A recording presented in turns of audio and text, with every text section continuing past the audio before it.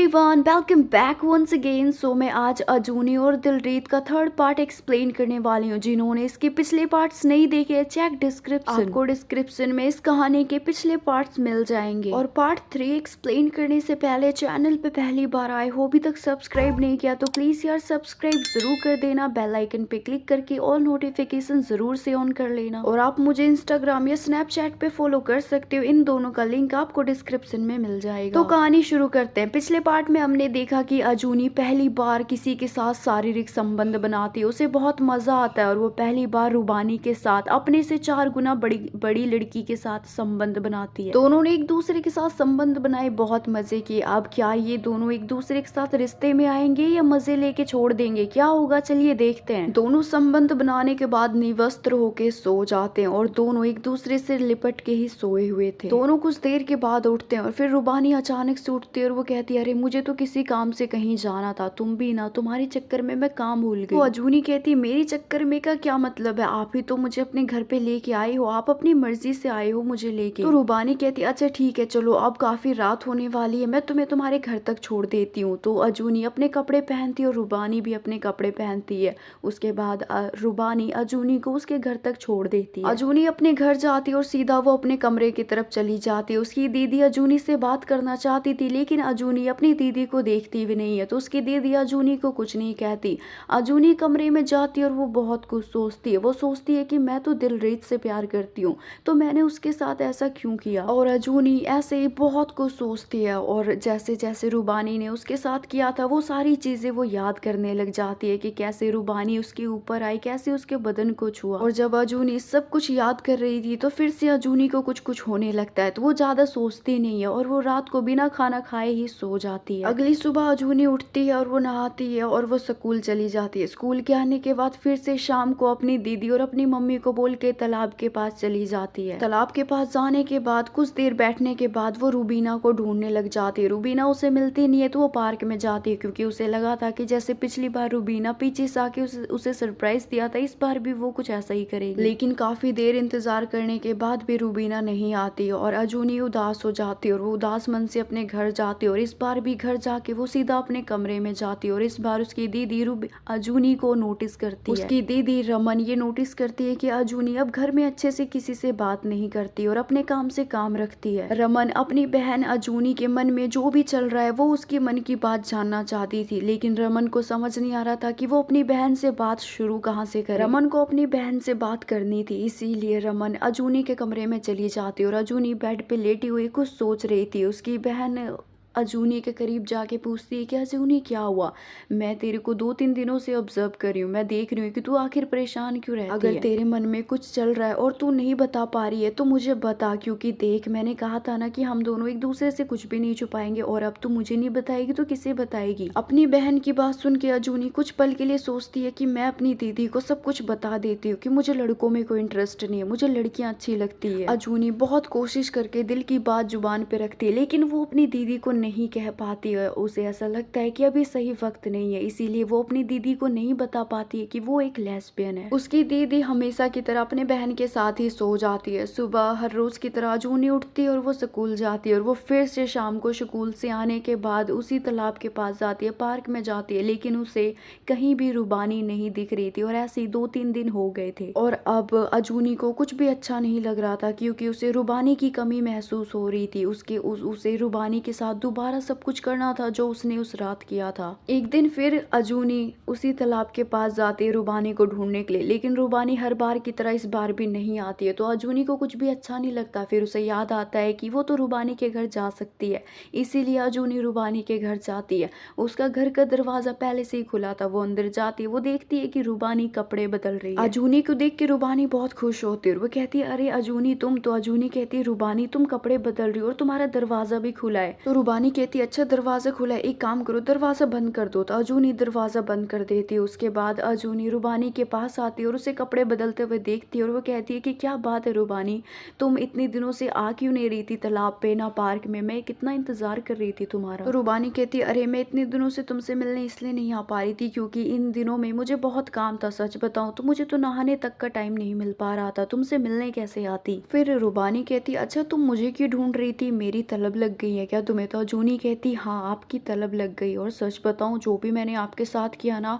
उस चीज़ को मैं रोज़ याद करती हूँ, और सच बताऊं तो मेरा अभी भी मन कर रहा है आपके साथ हर चीज़ करने का। उसकी बात सुन के रूबानी मुस्कुराती है और वो मुस्कुराते हुए कहती क्या यार अजूनी, तुमसे कुछ होता तो है नहीं, तुम ना अभी बच्ची हो, एक काम करो थोड़ी और बड़ी हो जाओ तब आना मेरे पास, तब दोनों अच्छे से करेंगे। वैसे भी उस दिन जो भी किया मैंने ही किया, तुमने तो कुछ किया भी नहीं। तो अजूनी कहती यार आप समझो ना, वो मेरा पहला था और पहली बार, मुझे कुछ भी पता भी नहीं था, लेकिन अब मुझे हर चीज़ पता चल चुका है। अगर आप अभी मेरे साथ कुछ करना चाहते हो ना तो मैं वो हर चीज़ करूँगी जो आप कहोगे। तो रूबानी अजूनी के करीब आके उसके गालों पे किस करती है और वो कहती है कि देखो अजूनी, अभी ना तुम बच्ची हो, अभी ना तुम्हें सही गलत का पता नहीं है, अभी भले ही तुम्हारी उम्र है ये सब करने की, लेकिन मैं तुम्हारे साथ ये सब नहीं करना चाहती, क्योंकि अभी तुम्हें समझ नहीं है, लेकिन जिस दिन तुम्हें समझ आएगी उस दिन तुम्हें पता चलेगा कि मैं तुमसे प्यार नहीं करती, मैं तुम्हारा इस्तेमाल कर रही हूँ। और जब तुम बड़ी हो जाओगी और जब मुझे तुम कहोगे कि तुमने मेरा इस्तेमाल किया है तो मैं ये सुन नहीं पाऊंगी, इसलिए मैं अभी ही तुमसे दूर होना चाहती हूँ। रूबानी की बात सुन के अजूनी थोड़ा डर जाती है और वो घबराते हुए कहती नहीं नहीं रूबानी प्लीज आप मेरे से दूर मत होना, भले ही हम एक दूसरे के साथ शारीरिक संबंध ना बनाए लेकिन प्लीज हम एक दूसरे से मिलते रहेंगे। तो रूबानी कहती हाँ ये प्रस्ताव सही है, हम एक दूसरे से मिलते रहेंगे। अजूनी रूबानी को गले लगा लेती, फिर रूबानी भी उसे गले लगा लेती, फिर अजूनी चली जाती है अपने घर। अजूनी जब अपने घर जाती है तो वो सोफे पे बैठ जाती है और इस वक्त वो खुश भी थी और दुखी भी थी। दुखी इसलिए क्योंकि अब रूबानी के साथ वो जो भी करना चाहती है नहीं कर पाएगी, लेकिन अजूनी को ये बात भी समझ आ गई थी कि रूबानी ने जो भी बोला सही ही बोला। रूबानी अकेले बैठी हुई थी और बहुत कुछ सोच रही थी, तभी पीछे से उसकी बहन आती है और उसे गले लगा लेती है। अपनी बहन को देख के अजूनी भी बहुत खुश होती है और फिर रमन कहती है कि अजूनी तुझे पता है कि आज मुझे किसका कॉल आया, किसका मैसेज आया। तो अजूनी कहती है नहीं मुझे नहीं पता किसका कॉल किसका मैसेज आया, बताओ ना। तो रमन कहती है जब मैं बताऊंगी ना तो तू भी खुशी से उछल पड़ेगी। तो अजूनी कहती है अरे जल्दी बताओ ना। तो रमन अजूनी के करीब आके कहती कि आज मुझे दिलरीत का कॉल आया। ये नाम सुन के अजूनी की दिल की धड़कनें तेज हो जाती है और वो कहती क्या आपको दिलरीत का कॉल आया। तो रमन कहती हाँ मुझे कॉल आया और उसने बोला कि उसे अजूनी से बात करनी है, लेकिन तू तो घर पे थी नहीं, मैं तेरी अभी उससे बात करवा देती हूँ। फिर रमन तुरंत दिलरीत को कॉल करती है और दिलरीत फ़ोन उठा लेती है। फिर वो फ़ोन अजूनी को देती है और अजूनी जब पहली बार इतने सालों के बाद दिलरीत की आवाज़ सुनती है तो अजूनी की दिल की धड़कनें तेज़ हो जाती है, उसके अंदर खुशी की लहर दौड़ने लगती है और खुशी से उसकी आंखें भी नम हो जाती है। वो दिलरीत से बहुत सारी बातें करती है और वो कहती है कि तुम इतने सालों से क्यों नहीं आई मुझसे मिलने। तो दिलरीत उसे कहती है मैं तुम्हारे सारे सवालों का जवाब दूंगी, लेकिन मैं अगले ही महीने इंडिया आ रही हूँ, इंडिया के तुमसे मिल के तुम्हारे साथ बैठ के सारे सवालों के जवाब दूंगी। अजूनी बहुत खुश हो जाती है ये सुन के कि दिलरीत अगले महीने इंडिया आ रही है। वो इतनी खुश हो जाती है कि वो सच में नाचने झूमने लगती है और वो अपनी दीदी को कस के गले लगा लेती है और वो अपनी दीदी को थैंक यू बोलती है। फिर अजूनी अपने कमरे में चली जाती है। कमरे में जाने के बाद वो दिलरीत से बहुत सारी बातें करती है। वो बताती है कि उसने दिलरीत को हर रोज याद किया, उसे कुछ भी अच्छा नहीं लगता था उसके बिना। तो दिलरीत कहती है सच बताऊं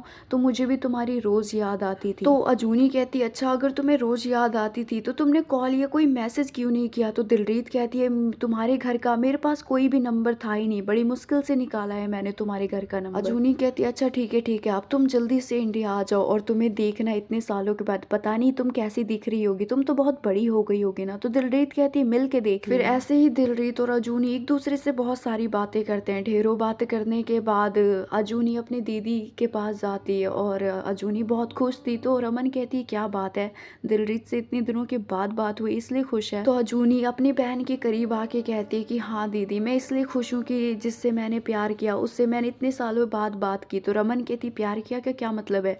तो अजूनी कहती दीदी मैं आपसे बहुत दिनों से एक बात कहना चाहती थी लेकिन समझ नहीं आ रहा कहूँ कैसे, लेकिन अब और ये बातें मैं अपने दिल में नहीं रख सकती, मुझे घुटन होती है। तो रमन कहती अरे मैंने तो तुझे पहले ही बोला था कि दिल में जो भी है तू जो भी मेरे से कहना चाहती है बेझिझक बोल दियो, अब चल क्या बताना है तुझे।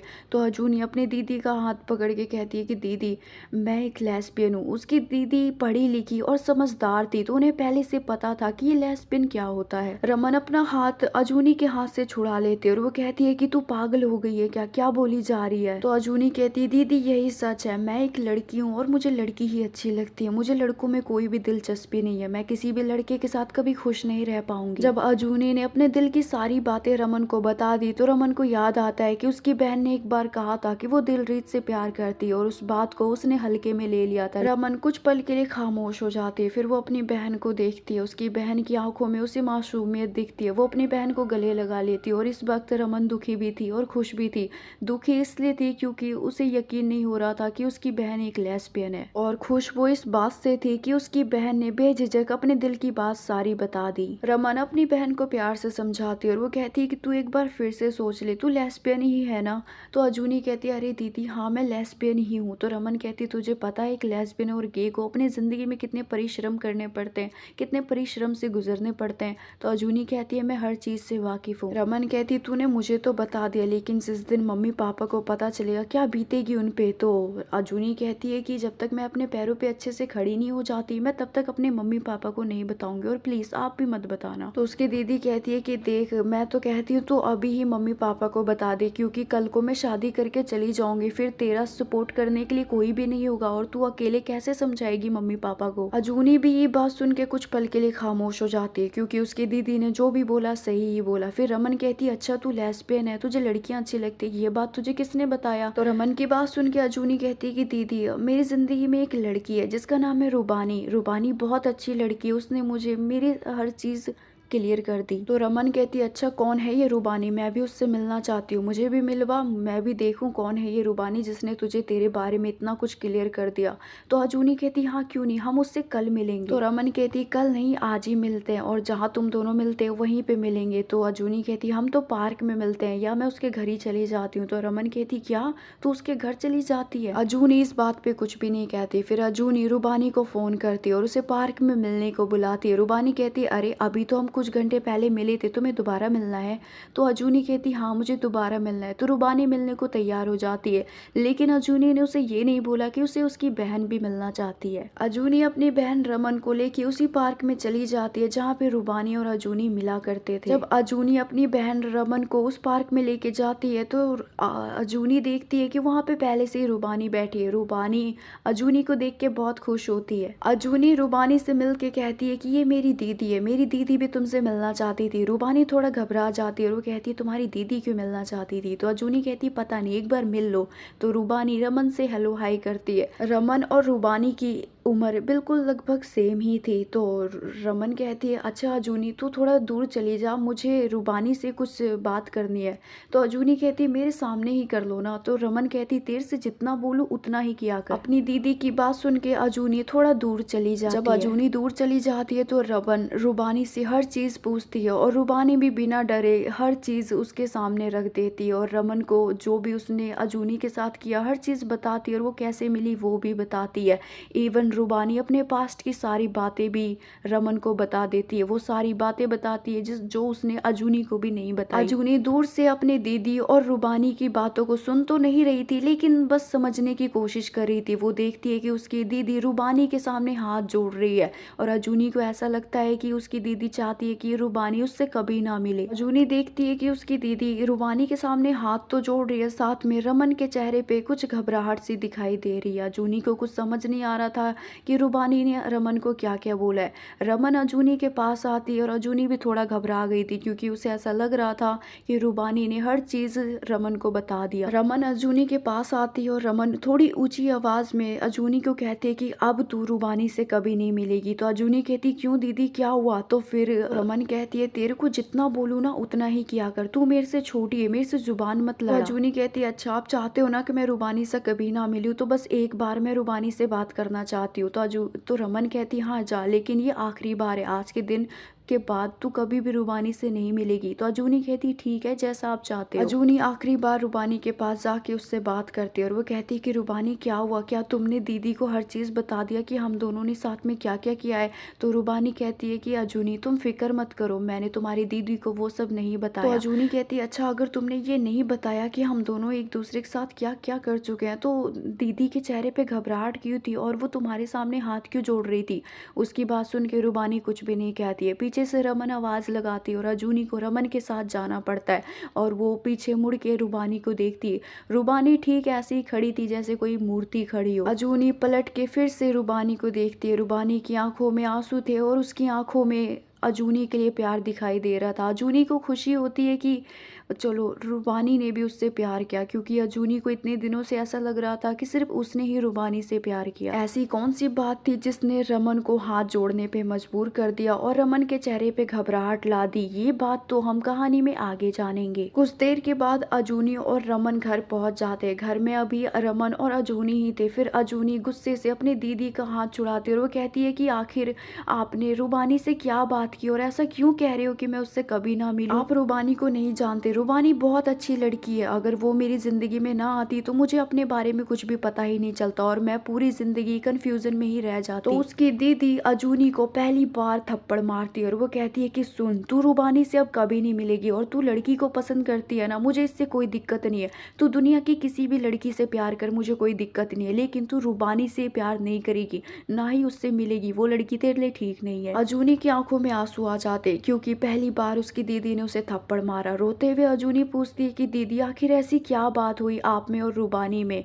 तो रमन कहती है कि इस बारे में अब दोबारा घर में बात नहीं होनी चाहिए। अजूनी रोते हुए अपने कमरे में जाती है। जाते जाते कहती है कि दीदी मैंने आप पे बहुत भरोसा किया था, मुझे लगा था कि आप मुझे समझोगे, लेकिन मैंने गलती कर दी। सो गाइस, इस पार्ट के लिए बस इतना ही। होप करती हूँ कि आपको रूबानी, दिलरीत और अजूनी का जो लव ट्रायंगल है वो अच्छा लग रहा होगा। गाइस, इस कहानी का जो नेक्स्ट पार्ट है उसमें बहुत कुछ नया और कुछ नए नए खुलासे होने वाले हैं, तो उसको भी जरूर देखना। सो अभी के लिए बस इतना ही। होप करती हूँ आपको ये कहानी पसंद आ रही होगी। पसंद आई तो वीडियो को लाइक करना और कमेंट करके बताना आपको कहानी कैसी लगी, और हो सके तो वीडियो को शेयर जरूर कर देना। और चैनल पे पहली बार आए हो, अभी तक सब्सक्राइब नहीं किया तो प्लीज यार सब्सक्राइब जरूर कर देना। और आप मुझे इंस्टाग्राम या स्नैपचैट पे फॉलो कर सकते हो, इन दोनों का लिंक आपको डिस्क्रिप्शन में मिल जाएगा। सो अभी के लिए बस इतना ही। मैं मिलती हूँ आपसे नेक्स्ट पार्ट में।